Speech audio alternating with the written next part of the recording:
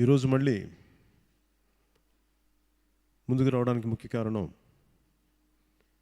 నేను joint fact finding committee meeting సంబంధించి మాట్లాడుతూ అనేక అంశాల గురించి ముందుకు తీసుకొస్తూ ఎన్డీఏ ప్రభుత్వానికి మా విన్నపం చెప్పింది ఏంటంటే, స్పెషల్ కేటగిరీ స్టేటస్ సంబంధించి ఇస్తారా ఇవ్వాలా ఒక స్పష్టమైన ప్రకటన చేయండి. అంతేగాని అంకెల వెనకాల దాక్కొని గందరగోళం సృష్టించకండి. అది ప్రజలకి వారి మనోభావాలని కానీ వారికి మరింత నష్టానికి గురి చేస్తుంది. ఇస్తారా ఇవ్వరా తెగేసి చెప్పండి అని చెప్పి నిన్న ఆ ఉద్దేశాన్ని మేము ప్రకటించడం జరిగింది. సరిగ్గా అదే సమయానికి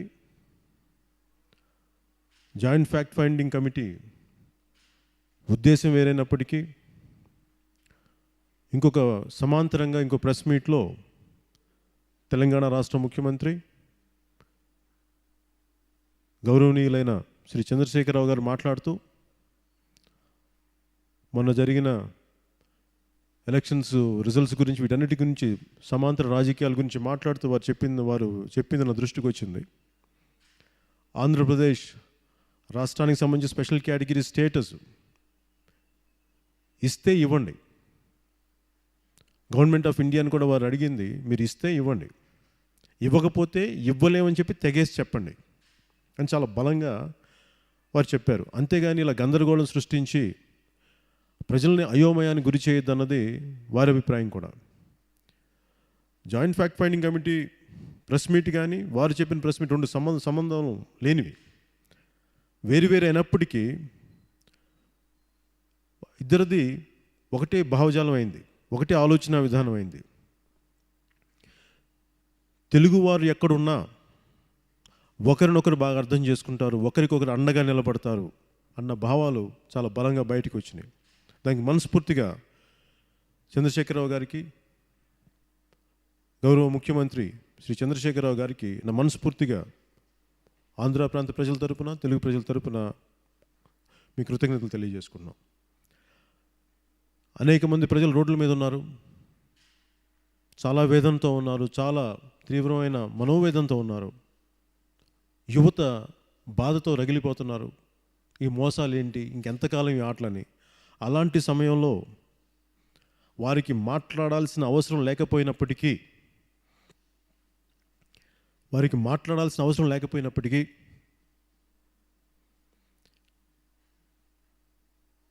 వారు ఈ సందర్భంగా చెప్పడం సాటి తెలుగు ప్రజల పట్ల వారికి ఉన్న అభిమానం, ప్రేమ చాలా ప్రస్ఫుటంగా బయటకు వచ్చింది. ఇది ప్రత్యేక హోదా కోసం ముందుకెళ్తున్న ప్రతి ఒక్కరికి, అన్ని రాజకీయ పార్టీలకి, నాతో సహా ప్రతి ఒక్కరికి చాలా కొండంత నైతిక బలాన్ని ఇచ్చింది. దానికి మనస్ఫూర్తిగా వారికి కృతజ్ఞతలు తెలియజేసుకున్నాను. వారు ప్రత్యేక హోదా గురించి మాట్లాడితే మేము తెలంగాణ హైకోర్టు గురించి మాట్లాడతాం రావాలని. వారు విశాఖ రైల్వే జోన్ గురించి మద్దతు ఇస్తే మేము బయ్యారం ఉక్కు గనుల గురించి వారికి సహాయ సహకారాలు పోరాటం చేస్తాం. ఇలాగ మేము సహకరించుకుంటాం. మేము విడిపోయాం ప్రత్యేక పరిస్థితుల వల్ల, కానీ మా మధ్య మనస్పర్ధలు లేవు, గొడవలు లేవు. దానికి ముఖ్య కారణం కూడా మిగతా నాయకులు ఎంత చేశారన్నప్పటికీ రాష్ట్రం విడిపోయిన తర్వాత ఇక్కడ సుఖశాంతులు ఉండటానికి, సామరస్యం ఉండటానికి ముఖ్యమంత్రి చంద్రశేఖరరావు గారు చేసిన ముందుకు తీసుకెళ్లిన విధి విధానాలు, వారి పాత్ర చాలా ప్రశంసనీయం. ఇది ఆంధ్ర ప్రాంత ప్రజలు దీన్ని మర్చిపోలేదు, దీన్ని చూస్తూనే ఉన్నారు. ఇది ఆ ఉద్దేశంలో ఇంకొక అడుగు ముందుకేసి మీరు స్పెషల్ కేటగిరీ స్టేటస్ మీరు మద్దతు పలికినందుకు మనస్ఫూర్తిగా ప్రతి ఒక్కరికి పేరు పేరున్న మా అందరి తరపున మీకు మద్దతు తెలిపినందుకు మీకు ధన్యవాదాలు తెలుపుకుంటున్నాను. ఆ సందర్భంగా ఆయన ఒక మాట ఇంకోటి దృష్టికి వచ్చింది. అదేంటంటే, ఖచ్చితంగా ఫ్యూచర్లో ఎవరు వస్తే తెలియదు, ఎన్డీఏ వస్తుందో తెలియదు, యూపీఏ వస్తుందో తెలియదు, థర్డ్ ఫ్రంట్ వచ్చే అవకాశాలు కూడా ఉన్నాయి అని చెప్పి అని అంటాన్ని నాకేమనిపించిందంటే, ఇది గౌరవ ముఖ్యమంత్రి కేసీఆర్ గారు అన్నప్పటికీ దానికి ముందు కూడా నాకున్న అవగాహన ఏమిటంటే, అసలు ప్రాంతీయ పార్టీలు ఎందుకు పుడతాయి? జాతీయ పార్టీలు కానీ వాటి ఏవైతే కట్టుబడి ఉన్నారో, ఏవైతే మాట చెప్పారో వాటికి కనుక నిలబడి ఉంటే, ఉదాహరణకి యూపీఏ కానీ అనుకున్న టైంకి తెలంగాణ కానీ ఇచ్చుంటే అసలు తెలంగాణ రాష్ట్ర సమితి పుట్టాల్సిన అవసరం లేదు. అలాగే ఈ రోజున అప్పటి కాంగ్రెస్ ముఖ్యమంత్రి అంజయ్య గారిని అగౌరవపరచకుండా కానీ ఉండుంటే తెలుగుదేశం పార్టీ పుట్టేది కాదు. అలాగే రెండు ప్రాంతాలని సమన్వయంగా చూస్తే తెలంగాణ రాష్ట్ర సమితి వచ్చేది కాదు. అసలు నిజంగా ఇంత అన్యాయంగా ప్రజలకి సంబంధం లేకుండా, ప్రజల పాత్ర లేకుండా విడగొట్టి ప్రజల మధ్య విద్వేషాలు కానీ క్రియేట్ చేసి దాన్ని దేశ అస్థిరతకి, సుస్థిరతను దెబ్బతీసేలాగా ఇలాంటి విధి విధానాలు రాకుండా మీరు కానీ చేసినుంటే అసలు జనసేన పార్టీ ఆవిర్భావం జరిగేది కాదు. సో వీటన్నిటి మధ్య మనకి ఏమర్థం అవుతుందంటే, జాతీయ పార్టీలు నిజంగా ప్రాంతీయ పాత్రల, ప్రాంతీయ తాలూకు సమస్యల్ని కానీ, వారి వాంఛల్ని కానీ, వారి సమస్యల్ని కానీ, వారి ఆకాంక్షల్ని కానీ నెరవేర్చినప్పుడు ఖచ్చితంగా ప్రాంతీయ పార్టీలు పుట్టుకొస్తాయి. గతంలో కూడా 2-3 సందర్భాల్లో నేను చెప్పాను. పెద్దలు, బీజేపీ పెద్దలు శ్రీ అమిత్ షా గారు నాతో మాట్లాడుతూ ఒక సందర్భంలో కలవడం జరిగింది, దాదాపు 300 సంవత్సరాల క్రితం. భవిష్యత్తు జాతీయ పార్టీలతో ఉండబోతుంది, అందుకని నువ్వు పని చేయి, నువ్వు భారతీయ జనతా పార్టీలోకి వచ్చేయన్నారు.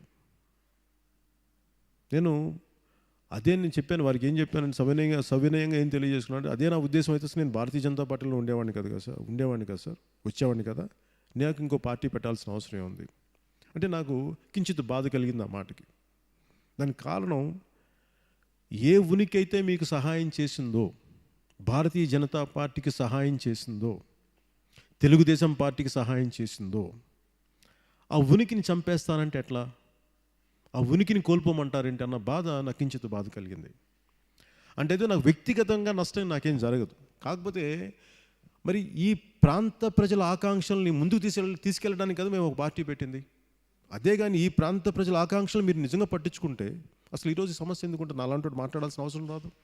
నేను శుభ్రంగా నా పనులు నాకు ఉన్నాయి, నాకు చదువుకోవాల్సిన పుస్తకాలు బోళ్ళని ఉన్నాయి, నాకు నిజంగా రాజకీయాలు రావాల్సిన అవసరం లేదు. కానీ మీరు ఇవన్నీ చేయబట్టి ఖచ్చితంగా మేము రోడ్ల మీదకి రావాల్సిన పరిస్థితి, రాజకీయాలకు రావాల్సిన అవసరం ఈరోజు మీరు తీసుకొచ్చారు.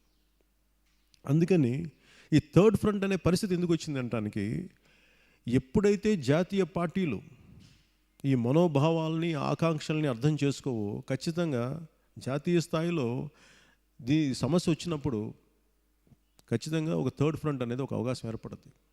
ఇది అనేక రాష్ట్రాల్లో నేను చూశాను. ఇది తెలంగాణ నుంచి పుట్టిందని కాదు, చాలామందిలో ఈ భావం చాలా బలంగా ఉంది. యూపీఏ తర్వాత, యూపీఏ 10 సంవత్సరాల పాలనలో అస్తవ్యస్తంగా అయిపోయింది, సరిగ్గా ఒక దేశాన్ని అస్తవ్యస్తంగా చేసేశారు. ఈ పరిస్థితుల్లో ఎన్డీఏ, బీజేపీ లెడ్ ఎన్డీఏ వస్తే చాలా సుస్థిరత ఉంటుంది అని చెప్పి ముందుకు వచ్చినప్పుడు అదేమీ జరగకపోగా ఇంకా ఇబ్బందులు ఇట్లా ఉండటం వల్ల ఖచ్చితంగా ఈ రెండు చేయలేనప్పుడు ఒక థర్డ్ ఫ్రంట్ వచ్చే అవకాశం ఉందా అని చాలామందిలో ఈ డిస్కషన్ జరుగుతూనే ఉన్నాయి. టీవీలో జరుగుతున్నాయి చర్చలు, మామూలు ప్రజా సంఘాల చర్చలు జరుగుతున్నాయి, ప్రజా సంఘాల మధ్య ఉంది, అనేక పార్టీల మధ్య ఉంది, అనేక వ్యక్తుల మధ్య ఉంది. అందుకని దీంట్లో అసలు నా ఉద్దేశం, జనసేన ఉద్దేశం ఏంటంటే, రాజకీయాల్లో అసలు మూడో ప్రత్యామ్నాయం ఉండాలా, లేదంటే ఇది కాకపోతే ఎక్కడైనా సరే ఇంకొక ప్రత్యామ్నాయం ఉండాలా అంటే ఖచ్చితంగా ఉండాలి, ఉండి తీరాలి. ఇది మేము నమ్ముతున్నాం. ఎందుకంటే ఒక కాంప్లసెంట్ నేచర్ వచ్చేస్తుంది ప్రతి ఒక్కరికి. ఒక పరిస్థితుల్లో అది ఉండిపోయినప్పుడు వాళ్ళకి ఏముందంటే మిగతా సమస్యలు చాలా అసున్నితత్వం పోద్ది.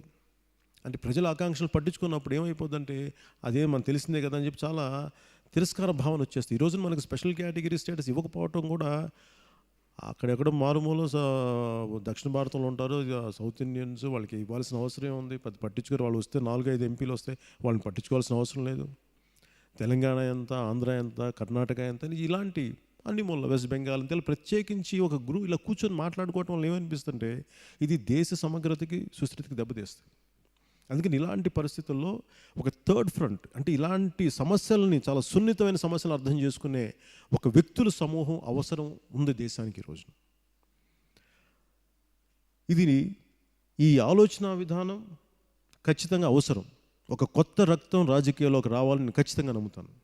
లేకపోతే ఏమైపోతుంటే ఈ బూజు పట్టిన ఆలోచన విధానం, బూజు పట్టిన విధానాలు ప్రజల్ని అసలు ఏమాత్రం లక్ష్య పెట్టని మార్గాలు వెళ్ళిపోతాయి. విధి విధానాల్లో ప్రజలు చాలా నష్టపోతారు. అందుకని ఒక కొత్త రక్తం, ఒక కొత్త ఆలోచన విధానం పుట్టాలంటే థర్డ్ ఫ్రంట్ అనేది ఒకటి ఉండాలి అన్నది సర్వత్రా జరుగుతున్న చర్చ. దీనిని అంకురార్పణ చేద్దామని అనుకున్న గౌరవ ముఖ్యమంత్రి శ్రీ చంద్రశేఖరరావు గారికి, ఒక తెలుగువారైన చంద్రశేఖరరావు గారికి దీనికి ఒక అంకురార్పణ చేద్దాం థర్డ్ ఫ్రంట్గా అనుకుంటే, ఒక సాటి తెలుగువాడిగా నేను దీన్ని స్వాగతిస్తున్నాను. వారికి మనస్ఫూర్తిగా నేను మద్దతు పలుకుతున్నాను. దానికి కారణం అంటే వారికి ఆ సమర్థత ఉందని నేను బలంగా నమ్ముతున్నాను. ఒక దశాబ్దన్నర కాలం పాటు ఒక సుదీర్ఘమైన పోరాటాన్ని,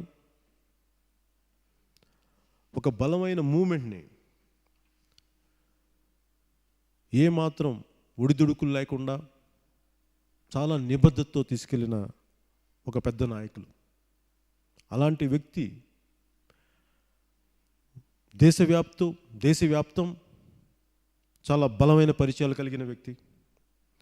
సమాజం పట్ల, భారతదేశ సమాజం పట్ల, స్థానిక సమాజం పట్ల, భారతదేశ సమస్యల పట్ల చాలా బలమైన అవగాహన ఉన్న వ్యక్తి, చాలా లోతైన అవగాహన ఉన్న వ్యక్తి. ఇలాంటి వ్యక్తి, ఇలాంటి నాయకుడి చేతిలో, అలాగే ఈ దశాబ్దన్నర కాలం పాటు హింసకి దారి తీసే పరిస్థితుల్లో కూడా ఒక్క రక్తపు చుక్క కింద పడకుండా రాష్ట్రాన్ని సాధించిన నాయకుడు. అలాంటి నాయకుడు ఈ థర్డ్ ఫ్రంట్కి అంకురార్పణ చేసి ముందుకు తీసుకెళ్తున్నానంటే మనస్ఫూర్తిగా, వ్యక్తిగా, సాటి తెలుగువాడిగా వారి ఉద్దేశాన్ని సత్ఫలితాలు ఇస్తుందని నేను మనస్ఫూర్తిగా నమ్ముతున్నాను. దాన్ని నేను స్వాగతిస్తున్నాను. దానికి జనసేన ఖచ్చితంగా వారికి మద్దతు ఇస్తుందని నేను మనస్ఫూర్తిగా తెలియజేసుకున్నాను.